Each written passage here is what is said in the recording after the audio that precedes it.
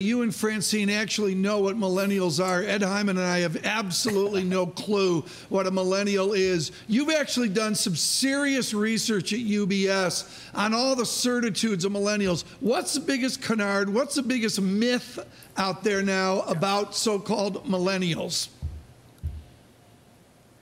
Thank you for asking. And I think when we look at the millennials, you know, this is supposed to be the me generation. These young kids, all they do is they stare at their cell phones. Yeah. And we actually see that's not really the case. In fact, this is a generation that will quickly have 24 trillion in wealth that they're responsible for. And increasingly, they want to deploy that towards impact investing and sustainable investing. And so we actually see them as a positive force in the world ahead that everyone, not just wealth managers, needs to start paying attention to.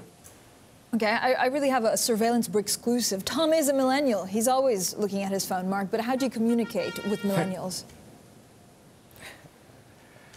I think that obviously the digital channel is there. The millennials are leaders, but also our research shows that, you know, while they're ahead, actually, the other generations think that using more digital channels, social media, is a pretty good way to communicate as well. And then, you know, the other thing that we are working hard on is millennials want a more flexible workplace. Yeah, I got that right. And that's something that we need to take into account. Yeah, our experience, Mark, with millennials is they want 14 weeks vacation. Everybody's going to Dubrovnik or wherever the wherever the next glory place is. Ed Hyman, this is important discussion. We make jokes about it, about Dubrovnik. I know some of our control room's going to Dubrovnik. Ed Hyman and I are not. They're going to see Game of Thrones in Dubrovnik. We're not. Yeah. But this is serious. It's about a generational shift. I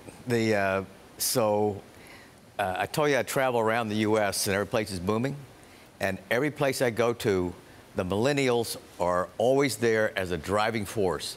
They've now gotten out of school. They didn't get jobs. Now they've gotten jobs. Now they're getting employment. And they're moving into apartments. And they're a driving force, whether it's in Atlanta or San Francisco or Seattle, Austin, Texas. They are there. And they're a positive force every place.